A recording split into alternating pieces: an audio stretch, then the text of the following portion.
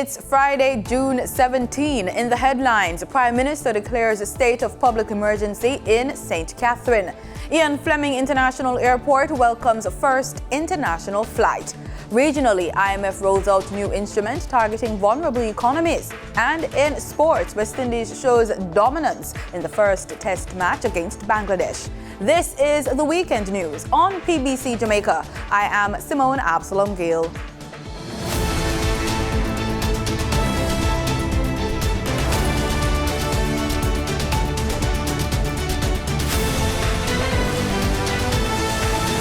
St. Catherine is now under a state of public emergency. Prime Minister Andrew Holness made the announcement in a virtual media brief on Friday.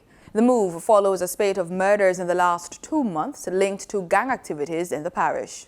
After careful consideration and review of the current crime situation, His Excellency, the Governor-General, has declared a state of public emergency for the parish of St. Catherine. I decided to advise the Governor-General to make such a declaration on the recommendation of the Chief of Defence Staff and the Commissioner of Police. Commissioner of Police Major General Anthony Anderson says the violence has risen to a scale that greatly endangers public members. These conflicts have reached the stage where family members, including the parents of gangsters, have been killed in reprisals and counter-reprisals. When this happens, it creates the conditions for gangsters to take greater risks to carry out revenge with little or no consideration for collateral damage, whether it's injury to persons or damage to property.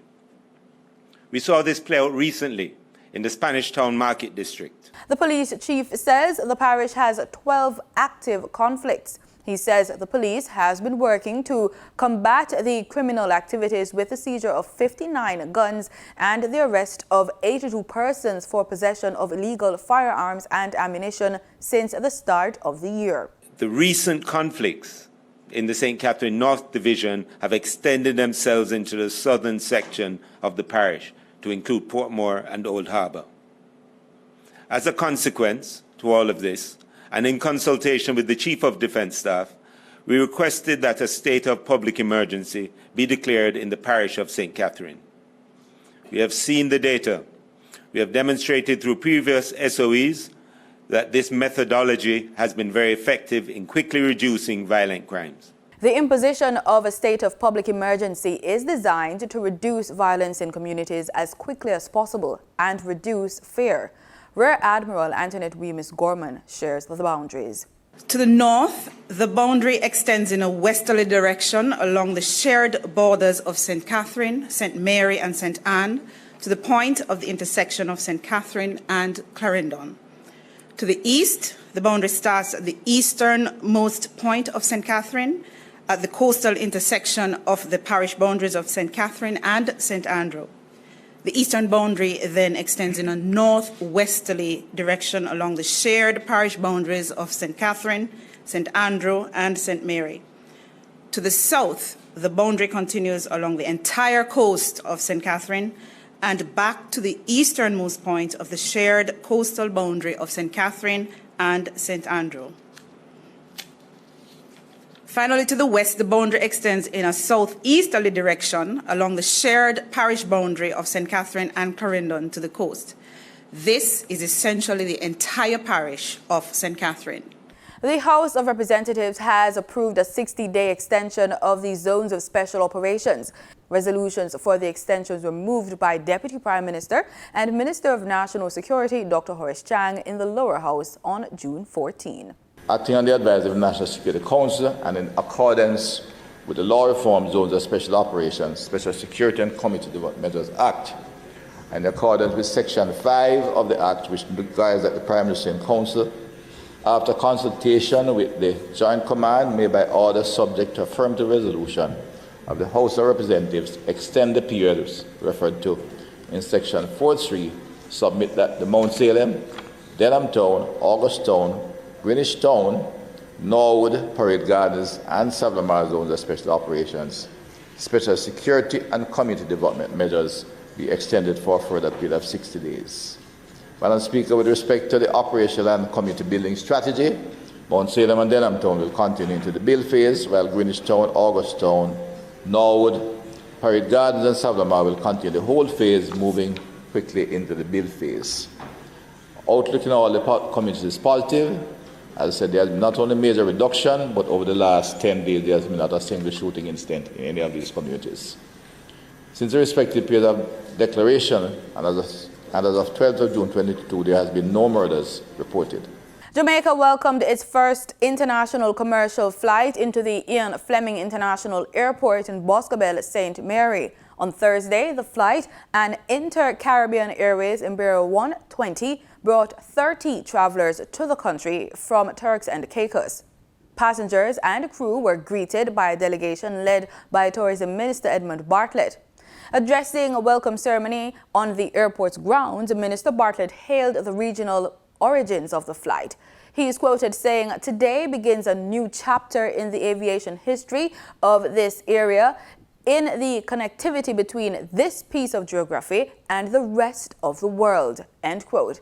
Mr. Bartlett, on a recently aired episode of PBCJ Presents, highlighted the importance of regional travel, stating governments have to do all they can to address the issue of transport and access. Once we fix the transportation issues, then the cost will be fixed, because now we will have volume, and the critical mass will enable contribution from everybody to be less.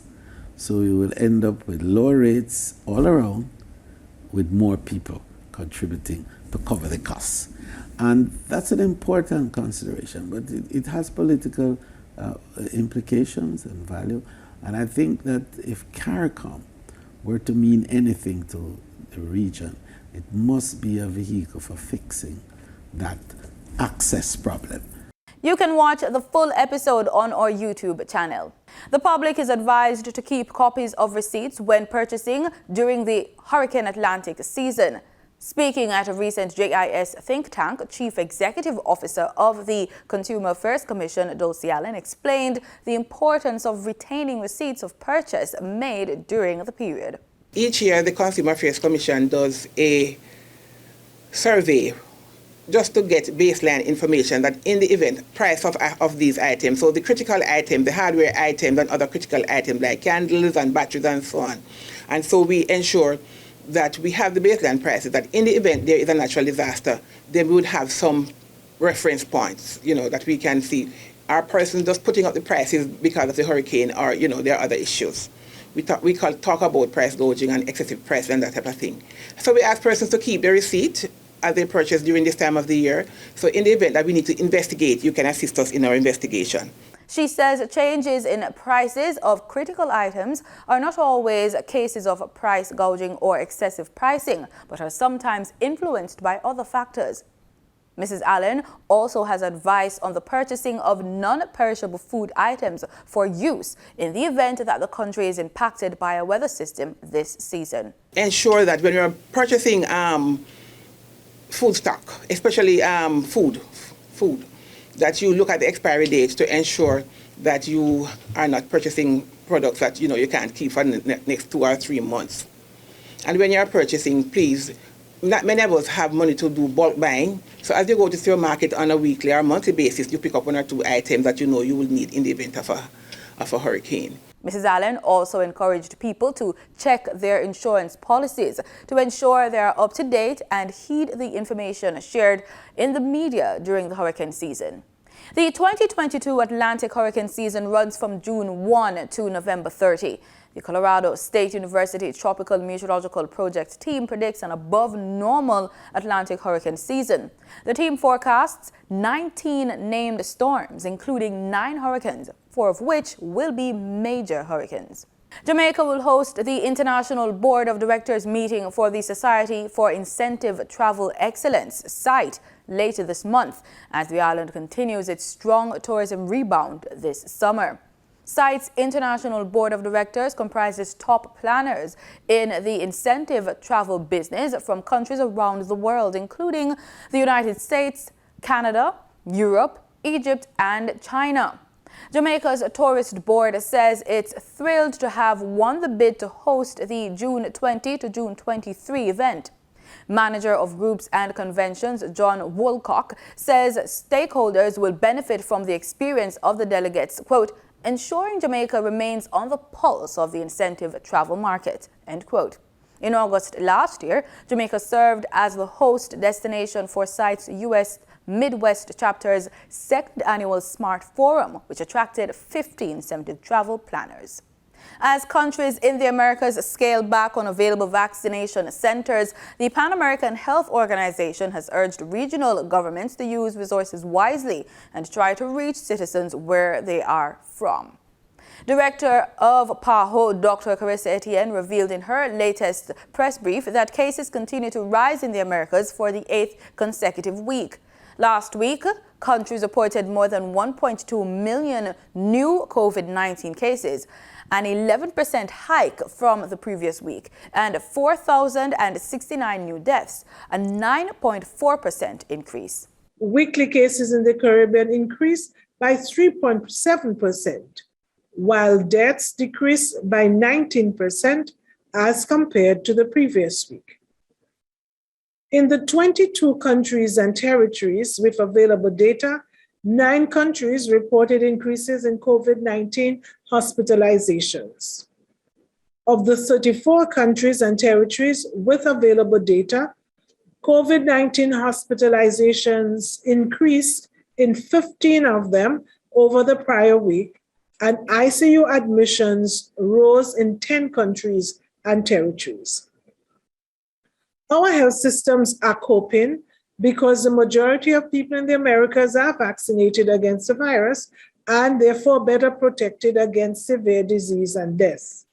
In the business report, BOJ announces digital currency to roll out at the end of June. And we get the latest market updates from our business reporter, Danita Rodney.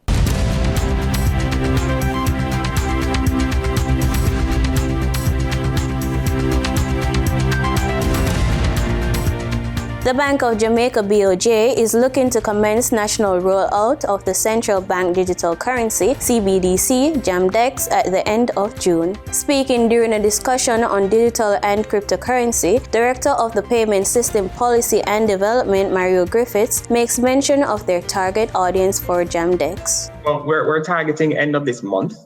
And that will be the one wallet provider that we have in place. How we expect or envision JamDex to be utilized is mainly P2P, person to person, as well as with small and micro merchants. And these are merchants that have a presence on various websites as well as social media within Jamaica. So that's how we're looking at it. And as well as Jamaica is famous for corner shops.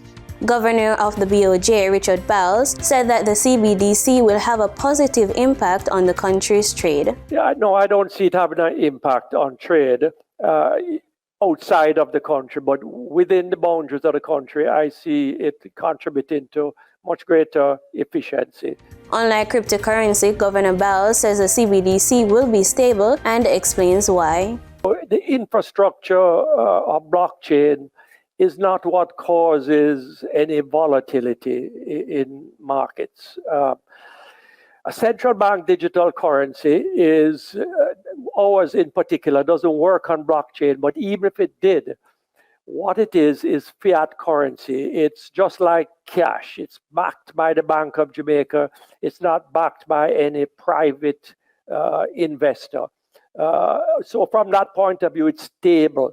The dollar that you have in your pocket today is a dollar that you have in your pocket tomorrow.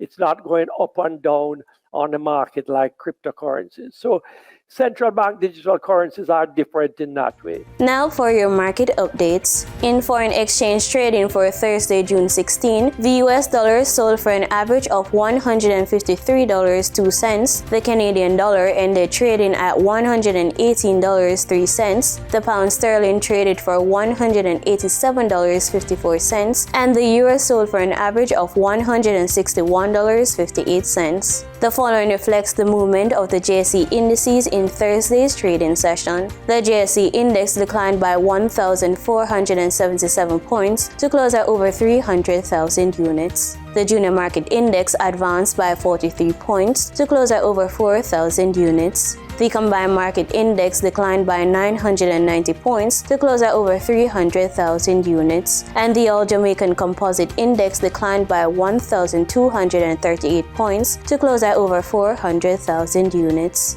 Overall market activity resulted from trading in 101 stocks, of which 43 advanced, 41 declined, and 17 traded firm.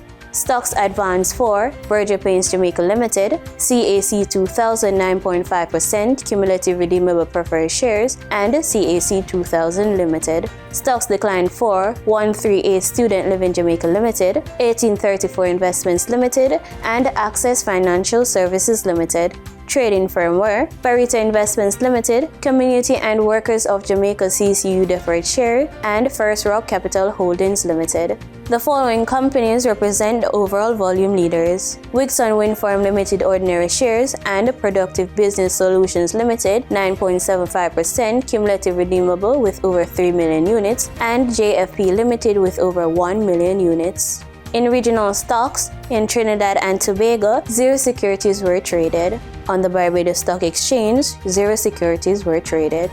In market data for oil prices edged lower and were on track for a weekly decline as interest rate hikes from major central banks fueled worries about a sharp economic slowdown. Brent crude was down 56 cents or 0.5% to $119.25 a barrel, and West Texas Intermediate crude fell 78 cents or 0.7% to $116.81. That was the business report on PBCJ. I'm Dedita Rodney.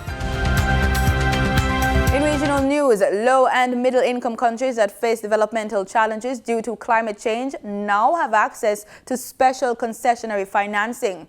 It will be provided from a new IMF instrument targeting these vulnerable economies. Managing Director of the International Monetary Fund, IMF, Kristalina Georgieva, says the sole intention of this innovation, the Resilient Sustainability Trust, is to ensure the countries that face such threats are placed on a stable and sustainable path. Ms. Georgieva credits Barbados' Prime Minister Mia Mottley as one of the chief advocates pressing for this special innovation, which focuses on the vulnerability of a country as opposed to income per capita. The innovation we put in place is twofold. One, access to vulnerable countries, to concessional finance. Two, long-term provision of finance, 20 years maturity, 10 years grace. This is twice as long as the longest we have at the IMF. We work with the other development banks to think about other ways, which takes me to my second point. We are going to come in about maybe 2 weeks with a policy analysis on how to move more private sector finance to emerging markets and developing countries. She is concerned that in many cases, advanced states have access to private sector financing before many developing countries. She says this is a matter that the IMF intends to address through the new instrument. If private finance only continues to go to where risks are lower, Germany, France, the United States, that's good, but we are cooked. Why? Because emissions are growing in emerging markets, but money is going to advanced economies. We have to shift the direction of finance to go where it would make the biggest difference. And that particularly applies to also adaptation to climate risks. Embattled Bahamian Member of Parliament Adrian Gibson, who is facing charges of bribery, conspiracy and money laundering, has no intentions of resigning as Member of Parliament. Mr. Gibson, who is out on bail, was charged alongside 5 other defendants. Constitutionally, there is nothing disqualifying Gibson from being a Member of Parliament. In any event, there are whispers of a potential by-election. Gibson's arraignment is no doubt a noteworthy moment in Bahamian political life. The Nassau Guardian's executive editor, Candia Dames, points out in her weekly editorial National Review that this is the first time that a sitting member of Parliament has been charged in 33 years. The last one was former Auckland's and Crooked Island MP Wilbert Moss, who was charged and eventually convicted for trying to bribe a magistrate. Prior to that, in 1956, former Cat Island MP William Bill Cartwright pleaded guilty to 4 counts of stealing and false pretenses. He ended up resigning his seat. In Gibson's case, he and his 5 co-defendants weren't required to enter a plea to the charges, as they will be tried in the Supreme Court. They are, of course, innocent until proven guilty. Gibson's arraignment came nearly 5 years after 3 former PLP parliamentarians were arraigned on corruption charges. Former Minister Shane Gibson was acquitted, as was former Senator Frank Smith. Former Minister Kenred Dorset had the charges against him dropped in March. Of course, none of those PLPs were sitting members when they were charged. Prime Minister Ralph Gonsalves has tested positive for COVID-19. In a statement on Thursday, the Office of the Prime Minister says Mr. Gonsalves will not be able to attend the Commonwealth Heads of Government meeting, which is scheduled to be held in Rwanda. Giving an update on his well-being, the OPM says, quote, "The Prime Minister has had no adverse health reaction and is working from home," end quote. Prime Minister Gonsalves, who is 75 years old, is vaccinated against COVID-19. The government of Antigua is maintaining its stance that all unvaccinated visitors must present a negative COVID-19 test result in order to enter the country. ABS TV has the details. We still maintain that if you are unvaccinated, you'd still be required to be tested. But I think we were one of the first countries in the region that moved to eliminate the need for testing for vaccinated persons. And of course, all of the frolicsome activities that are taking place now is directly attributable to our vaccine mandate and our vaccine policy. The fact that we still enjoy the highest level of vaccinations in our adult population means that we are better able to withstand any further onslaught of COVID and its variants. The minister says there is no indication Antigua and Barbuda is, in the near future, will follow the United States' example, where tests are no longer required for travelers into the country, whether vaccinated or not. Minister of Public Works Juan Edgehill on Wednesday welcomed the launch of the passenger and cargo ferry MV Malaysia, which is due to leave India soon for Guyana. Officials say the 70-meter-long vessel is expected to cut the travel time from Georgetown to the northwest by at least 50%. The 2 vessels currently plying the route take about 24 hours. The MV Malaysia was constructed in India at an estimated cost of $12.7 million. The vessel is designed to carry 294 passengers, 14 vehicles, 2 fully loaded trucks, and 10 containers, and it also includes a refrigerated area. It has the capacity to carry 250 tons and complies with all international regulations. In sports, West Indies Pacers steamrolled the Bangladesh batting lineup to take early control of the first test at the Sir Vivian Richards Stadium in Antigua on Thursday. Sent into bat, Bangladesh were tottering at 76 for 6 at the lunch and didn't last long afterwards. They were eventually bowled out for 103 in their first innings. Both Jaden Sales and Alzari Joseph took 3 for 33, while Kyle Mayers had 2 for 10 and Kamar Roach 2 for 21. Captain Shakib Al Hassan top scored 51 while 6 batters failed to score.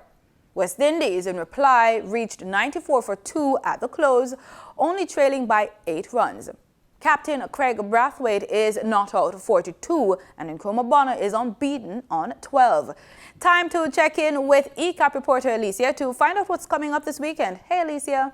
Hey, Simone. On this week's entertainment recap, we have a lot of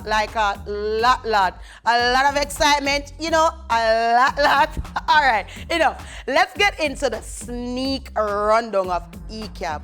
Juve in the DMV area, Bounty Killer celebration, highlights of its 50th birthday down at Digicel headquarters.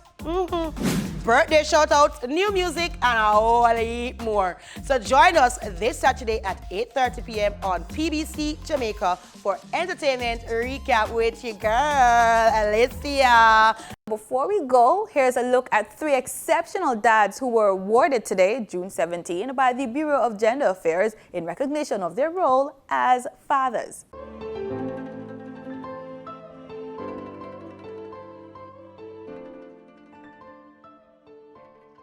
Hi, I am Kamar Jordan, and I am a lab technician. I am 29 years of age, and I have one awesome son. His name is Kai Jordan.